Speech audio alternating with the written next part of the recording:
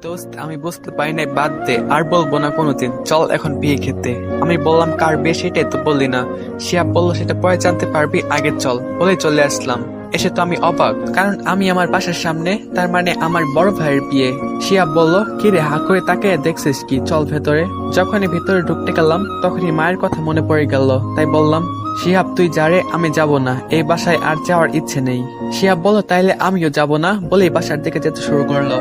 ওর অভিমান দেখে আমি আর রাগ করে থাকতে পারলাম না। বললাম, বাসায় যাওয়ার প্রয়োজন নেই, চল ভেতরে। বলেই আমরা বাসার ভেতরে প্রবেশ করলাম। অনেকদিন পর আমাদের বাসায় ঢুকলাম, তারপর সোজা ভাইয়ের রুমে চলে গেলাম। আমি বললাম, আসসালামু আলাইকুম ভাইয়া, ভেতরে আসবো কি? ভাইয়া বলল, ওয়ালাইকুম আসসালাম। আসো। বলে রুমের ভেতরে ঢুকলাম। আমি বললাম, কেমন আছো? ভাইয়া বলল, ভালো, তুই? আমি বললাম, আল্লাহ তাআলা যেভাবে রাখছে ওইভাবেই আছি। ভাইয়া বলল, কিন্তু তুই বাসা থেকে চলে গেলি কেন? আম্মু সামান্য একটু মারছিল বলে। আমি বললাম, এমনি। বলে রুমে চলে আসলাম। আমার রুমটা কেমন অগোছালো হয়ে আছে, তাই পরিষ্কার করে ওয়াশরুমে গেছি। এমন সময় কনক ফোন দেয়, আর তখন আমার রুমের পাশ দিয়ে শিহাব যেতেছিল। শিহাব কলটা রিসিভ করে আর বলে, আসসালামু আলাইকুম, কে বলতেছেন? কনক বলে, ওয়ালাইকুম আসসালাম। জান, তুমি আমার চিনতে পারো নাই, আমি কনক, আজ নতুনই এই সিম লাগালাম। শিহাব বলল, সরি, আমি সোহান না, আমি ওর বন্ধু। কনক বলল, সোহান কোথায় গেছে? ওর কিছু হয় নাই তো? বলে কান্না করে দিল। মেয়েটা আমার একটু বেশি ভালোবাসে। আমি ওয়াশরুম থেকে বের হলাম। বললাম, কে ফোন দিয়েছে? ও বলল, জানি না, দেখ তো কে কল দিয়েছে, তোর খোঁজ করতেছে। আমি বললাম, হ্যালো, কে বলছেন? কনক বলল, কুত্তা, আমি তোর বউ বলতেছি, আমার চিনতে পারস নাই? তুই খালি একবার আমার কাছে আয়, তারপরে দেখবি আমি কি জিনিস। আমি বললাম, আরে আমার বউ দেখি রাগও করতে জানে, আসলে আমি তোমার নাম্বার খেয়াল করি নাই। কনক বলল, আবার যদি হয় তোর খবর খারাপ করে ছাড়বো, এই আমি বলে দিলাম। আমি বললাম, আমার বউটা এখন কি করে? কনক বলল, বসে আছি জান, তুমি কি করো? আমি বললাম, আমিও বসে আছি, লাঞ্চ করছো? কনক বলল, না, তুমি? আমি বললাম, আগে গিয়ে খেয়ে আয়, নয়তো তোর সাথে কথা নেই। বলেই কল কেটে দিলাম। এমন সময় আমার রুমে আমাকে ডাকতে আসলো একটা মানুষ, যাকে দেখে আমি অবাক হয়ে যাই। তিনি হলেন আমার মা। মা বলল, কেমন আছো সোহান? ভালো, আপনি কেমন আছেন? আমার বলো, ভালো নাই, কিন্তু তুমি এই বাসা থেকে চলে গেলে অনেক ভালো থাকবো। তাই আমি চাই না কোনো বাজে ছেলে আমার ছেলের বিয়েতে যে আবার কোনো মেয়ের সর্বনাশ করুক। আমি তোমারে হাত জোড় করে বলতেছি, তুমি বাসা থেকে চলে যাও প্লিজ। আমি বললাম, আচ্ছা, আমি চলে যাচ্ছি, সমস্যা নাই, কিন্তু আমি আমার পরিবারকে ভালো রাখতে চাই। আমি যেমনই থাকি না কেন, আমার পরিবার ভালো থাকুক। আমার পরিবার ভালো থাকলে আমিও ভালো থাকবো। বলে আম্মুর হাতে একটা গিফটের প্যাকেট ধরিয়ে দিলাম আর বললাম, এটা ভাবির জন্য। তারপর অনেক কষ্টে সেখান থেকে চলে আসলাম। এসে আমি একটা বাসের টিকিট কেটে নিলাম। তারপরে রাতের ডিনার করে বাসে উঠলাম। সকাল 8টায় কনকদের বাসার সামনে এসে কলিং বেল চাপলাম।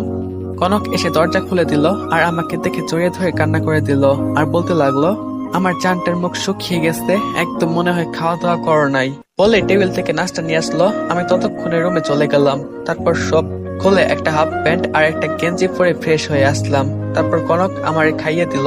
রুটি আর গরুর মাংসের ঝোল আমার মুখে তুলে দিতেছিল আর আমি ওর হাতে কামড় দিয়ে দিলাম। কনক বলল, এই দুষ্টু, কামড় দাও কেন, ব্যথা লাগে তো? আমি বললাম, আমি আমার বউয়ের সাথে যা ইচ্ছা করব, তাতে তোমার কি? হ্যাঁ। কনক বলল, তবে রে দাঁড়া, তোর খাওয়া শেষ হোক, তারপর আমি দেখাচ্ছি আমি কি পারি। এমন সময় দরজায় দাঁড়িয়ে বলল, ভেতরে আসবো কনক? কনক বলল, পারমিশন নেওয়ার কি আছে আম্মু? আন্টি বলল, স্বামীর জন্য দাঁত উল্টে পড়তেছে, আম্মুর সামনেও খাইয়ে দিতে হয়। আমি বললাম, না, একটু বেশি ক্ষুধা লেগেছিল তো, তাই আর কি। আন্টি বলল, খাও। তা বাবা, কেমন আছো তুমি? আর পরীক্ষা কেমন হলো তোমার? আমি বললাম, মা, ভালোই হয়েছে, আর আমি আলহামদুলিল্লাহ ভালো আছি, আপনি কেমন আছেন? আন্টি বলল, ভালো আছি বাবা। তা তোমরা থাকো, আমি যাই, রান্না করতে হবে। বলে আন্টি চলে গেল। আমারও খাওয়া শেষ, আমি বিছানায় শুয়ে পড়লাম। কনকও চলে আসলো আর দরজা বন্ধ করে দিয়ে আমার কাছে চলে আসলো। কনক বলল, এইবার দেখ আমি কি করতে পারি। বলেই আমার আর অর্থ এক করে নিয়ে চুষতে লাগলো। তারপর 5 মিনিট পর ছেড়ে দিল। আমি বললাম, আমারে মেরে ফেলবে নাকি? হ্যাঁ। বলে আমি ওকে জড়িয়ে ধরে তারপর ঘুমিয়ে গেলাম।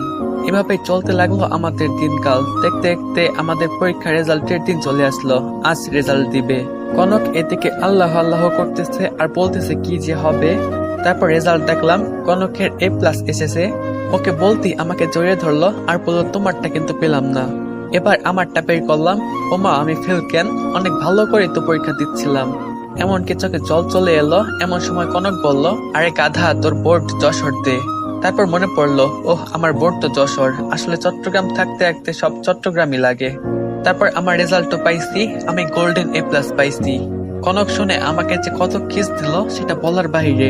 তারপর আঙ্কেলকে ফোন দিলাম, আর আঙ্কেল শুনে তো অনেক খুশি হয় আর বাসায় চলে আসে। আমি সবাই বৃষ্টি মুখ করিয়ে তারপর বাসায় চলে আসি। তারপর রাতে খেয়ে ঘুমিয়ে যাই। কলেজে ভর্তির জন্য আবেদন করেছি, রাজশাহী সরকারি কলেজে চান্সও পেয়েছি, তাই আজ আর আমি কনক রাজশাহী যাব। তারপর এসে আমরা একটা রাজশাহীতে বাসা ভাড়া নিলাম, ওখান থেকে একসাথে কলেজে যাই। এইভাবে চলছিল দিনকাল। দেখতে দেখতে এইচএসসিও শেষ হয়ে যায়। এবার আবার জাতীয় বিশ্ববিদ্যালয়ে আবেদন করেছি, আর আলহামদুলিল্লাহ দুজনে চান্স পাইছি। তারপরে মাস্টার্স শেষ করে এখন আলহামদুলিল্লাহ আমি একটা চাকরি করি। মাসে বেতন তেমন পাই না, মাত্র 90,000 টাকা। আজ আমাদের বিয়ে, ভাবতে অবাক লাগছে আমাদের আজ পূর্ণতা পাবে। তারপর ভালো মতো ইসলামিক শরীয়ত মোতাবেক বিয়ে হয়ে যায়। আজ আমার বাসর রাত, কিন্তু আমার অনেক খারাপ লাগছে। আজ আম্মুর কথা খুব মনে পড়ছে, কিন্তু নিয়তি যে এখানে আনছে। ভাবতে ভাবতে রুমে প্রবেশ করলাম। কনক এসে আমাকে সালাম করলো। আমি বললাম, বেঁচে থাকো মা, বেঁচে থাকো। এটা শোনার পর কনক যা করলো, এটার জন্য তো আমি মোটেই প্রস্তুত ছিলাম না। আমার গালে একটা ঠাস করে চড় মেরে বললো, কুত্তা আমি তোর মা লাগি হ্যাঁ? বলে বিছানাতে চলে আসলো। আমি ওর পিছু পিছু গেলাম। আমি বললাম, এই যে আসেন, চলেন 2 রাকাত নফল নামাজ পড়ে নেই। নামাজের কথা শুনে কনক না আনতে পারলো না। দুজন চলে গেলাম ওয়াশরুমে। অজু করে এসে নামাজ পড়ি। আমি বিছানায় শুয়ে পড়লাম। এরপর কনকও শুয়ে পড়লো। আমি এদিকে ভাবতেছি আমার সাথে কনক এমন করছে কেন। কনকরে আমি পেছন থেকে জড়িয়ে ধরলাম। দেখি এবার ও আমার দিকে ঘুরলো। তারপরে আমি ওকে বললাম, আমি জানি আমার বউটা আমার উপর রাগ করে থাকতে পারবে না, বলেই একটা ভালোবাসার পরশ এঁকে দিলাম। কনক বলল, তুমি আমাকে সব সময় রাগাও কেন? আমি বললাম, তোমাকে রাগাতে আমার ভালো লাগে। ও বউ, এবারের মতো মাফ করে দাও, আর কোনোদিন বলবো না। কনক বলল, আচ্ছা এবারের মতো মাফ করলাম। এরপর যদি বলতে দেখি আমার থেকে খারাপ আর কেউ হবে না, আমি বলে দিলাম। এটা বলে আমার বুকে এসে কান্না করে দিল। আমি বললাম, আরে পাগলি, কান্না করে নাকি কেউ এভাবে? জানো, আজ আমার অনেক খারাপ লেগেছে।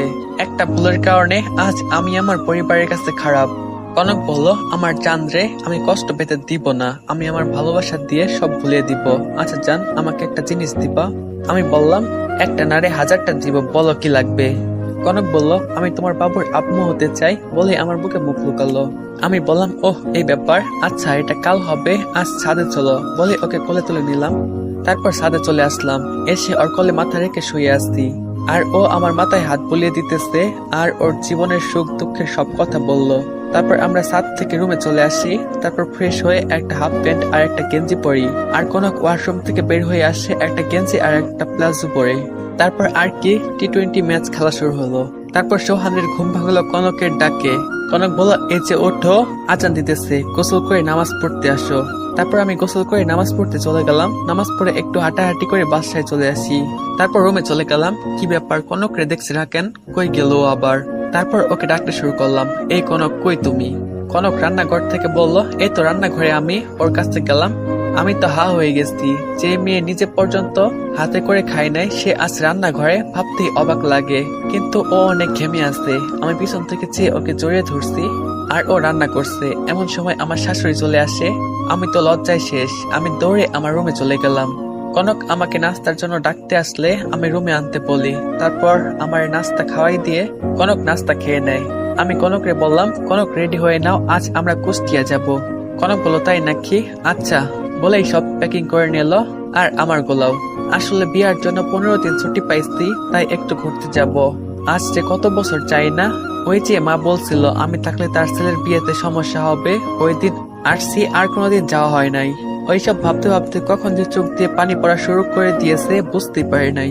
কনক বলল, আমার সামনে একটু কান্না করবা না বলে দিলাম, আর আমি আমার বাপের বাড়ি থাকবো না। ওহ, আপনাদের তো বলাই হয়নি, আমি একটা বাসা বানাই, 3 তলা বিশিষ্ট একটা বাসা, ওইটা কুষ্টিয়াতেই, কিন্তু কনক জানে না। তারপর সব রেডি করে আম্মু আব্বুর থেকে বিদায় নিয়ে চলে আসি। এসে 2টা টিকিট কেটে বাসে উঠে পড়ি। নির্দিষ্ট সময় আমরা কুষ্টিয়া পৌঁছে যাই। তারপর আমাদের বাসার সামনে চলে আসি। এসে কনকরে বলি, সারপ্রাইজ কনক। ও অবাক হয়ে আমাকে জড়িয়ে ধরলো। আমি ওকে সারিয়ে রুমে প্রবেশ করি। এরপর বাইরে থেকে খাবার আনিয়ে রাতের বেলা খেয়ে ঘুমিয়ে পড়ি। পরের দিন সকালবেলা খবর পাই আমাদের গ্রামের একটা বাসা নাকি নিলামে তুলেছিল। আমি অনেক কৌতূহল বশত গেলাম, সাথে 80 লাখ টাকাও নিলাম। গ্রামের লোকের সাহায্য নিয়ে এসে দেখি এটা তো আমার মামার বাসা। সবাই দাম বলতেছে, কিন্তু কেউ 50 লাখের বেশি বলতেছে না। আমি গাড়ি থেকে নেমে বললাম 70 লাখ। এটা শুনে তো সবাই অবাক। আমার পরিবারের সবাইও এখানে আছে, কিন্তু আমি দামাদামি করে টাকা দিয়ে দিলাম। সবার মুখে শুনতেছি আমার মামি নাকি মামার সকল সম্পত্তি তার নামে লিখে নিয়েছে। আমার মা আমাকে দেখে আমার কাছে দৌড়ে আসলো, এসে আমাকে কান্না করতে করতে বলল, আমাকে মাফ করে দিস বাবা, আমি না বুঝে তোকে এই 10 বছর বাসা থেকে বের করে দিচ্ছি। কিন্তু পরে তোর মেজো ভাই সব সত্যি কথা বলে দেয়, তারপর থেকে তোকে খোঁজ শুরু করে কিন্তু কোথাও পাই নাই। চলুন কি হয়েছিল সেই দিন যে আমার মেজো ভাই সব সত্য কথা বলে দিয়েছিল তা শুনে আসি।